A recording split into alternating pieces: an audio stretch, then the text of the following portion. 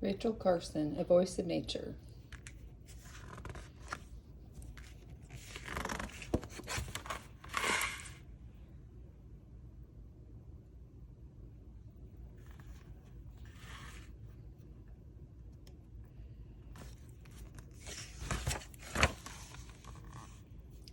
Prologue. Once a year, on April 22nd, millions of people throw an all-day party for the earth. They plant trees, pick up trash, walk or bike instead of driving, and generally try to be kind to the planet they inhabit. Maybe you've heard about this big bash. It's called Earth Day. Next Earth Day, as you build a bird feeder or retrieve a used coffee cup from the side of the road, take a minute to thank a woman named Rachel Carson. Without Rachel, Earth Day wouldn't exist. In fact, if it weren't for Rachel, the Earth itself would be a very different place today. When she was little, Rachel loved two things best of all, nature and writing. She wandered through the woods and fields around her home, watching for birds and insects. She wrote stories about rabbits, mice, owls, and other creatures. When she grew up, Rachel found a way to combine her two favorite things and earn a living too. She became a nature writer. In one of her books, entitled Silent Spring, Rachel wrote about how chemicals called pesticides were killing fish, birds, and mammals everywhere. She was the first person to make ordinary people aware of the dangers of using these chemicals. Writing Silent Spring was hard, lonely work for Rachel. She had to overcome grief, illness, and opposition of powerful people, but she was determined to make others care about the living things she cherished. This is the story of how she did it.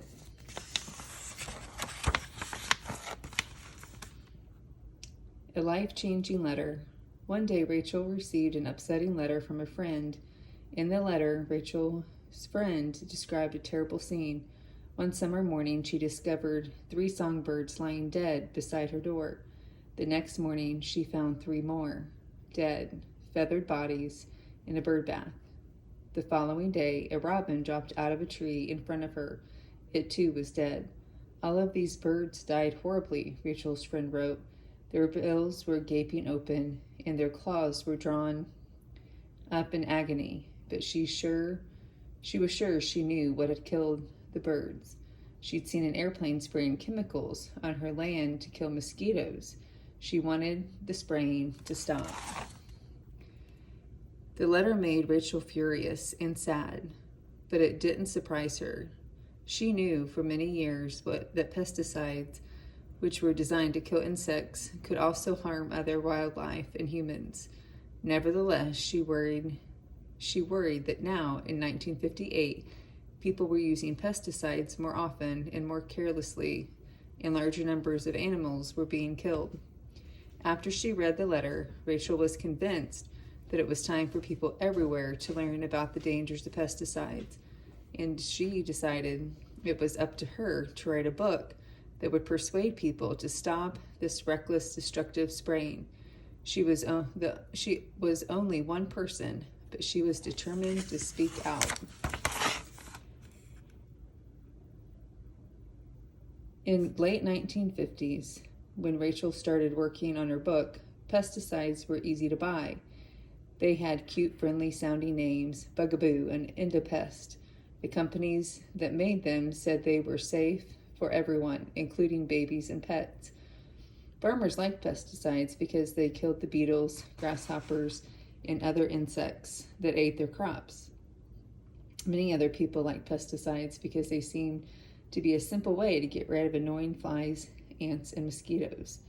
But Rachel knew that most people were hearing only about the benefits of the pesticides. She wanted to make sure they knew the other side of the story too. Searching in secret. Before she could write confidently about the dangers of pesticides, Rachel needed to make sure she had all the facts, but she couldn't just turn on her computer and start searching. In 1958, there were no personal computers and there was no internet.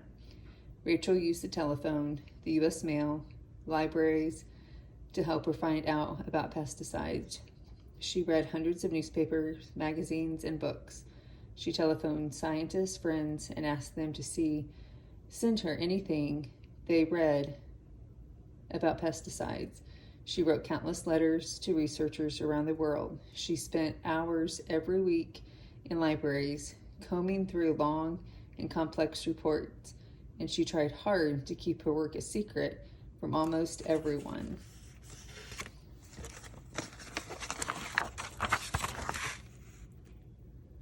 Rachel kept her work secret because she knew that scientists who study pesticides often receive money from pesticide companies. The companies didn't like the scientists to talk about pesticides' bad effects. They wanted people to hear just about the good effects. Rachel knew that those scientists wouldn't talk to her if they found out she was writing about the dangers of pesticides. Although she was very careful, some people became suspicious and refused to send her information. Rachel had to keep finding new ways to dig out the facts. Slowly, Rachel began to pull together the facts about pesticides.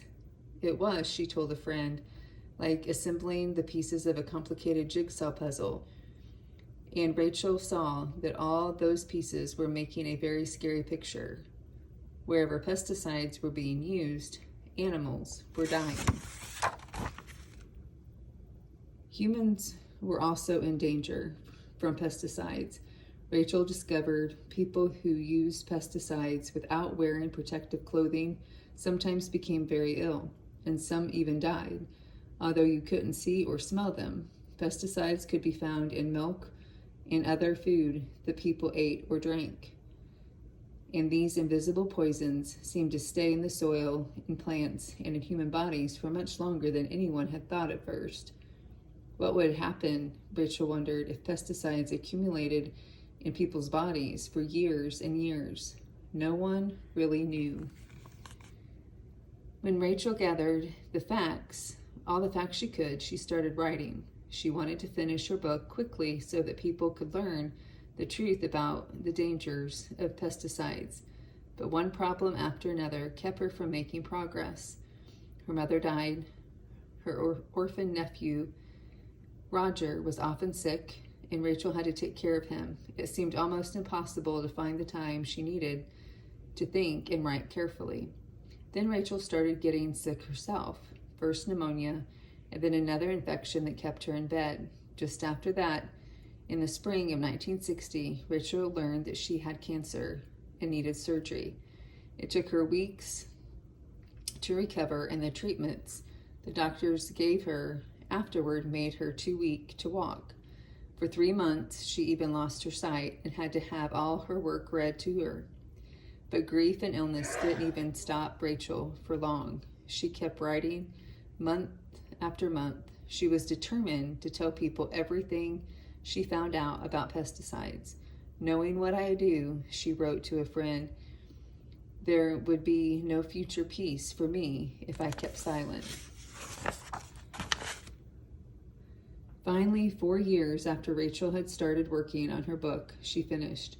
She called it Silent Spring. Chapter by chapter, the book described all the ways that pesticides were threatening the living things Rachel loved: the robins, the wrens, the pelicans, crabs, flowers, dragonflies, and salmon. Rachel told her readers where, when, and how these living things were dying, and why it was urgent that people stop using pesticides so carelessly. Almost immediately, thousands of people started reading and talking about Silent Spring. Bookstores featured the book in their front windows. Newspapers wrote about it. Radio hosts discussed it. Rachel was overwhelmed with requests for interviews. But Rachel's book also stirred up a lot of fury. Fearing that people would stop buying their products, pesticide companies publicly ridiculed Silent Spring. Some of the scientists who received money from the pesticides company suggested that Rachel was just a sentimental nature lover, not a real scientist, and said she'd gotten her facts wrong. Rachel's book, one group wrote, is more poisonous than the pesticides she condemned. Rachel knew she had checked her facts carefully, but whom would people believe? Rachel Carson, a writer who worked alone, or the pesticides companies who were spending hundreds of thousands of dollars to contradict her?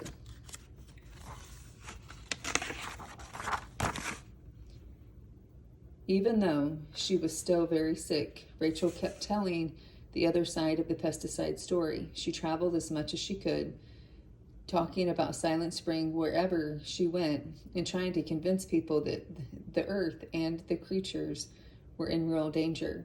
Rachel hoped that Silent Spring would upset ordinary citizens so much they demand more careful use of pesticides. Eventually, that's exactly what happened.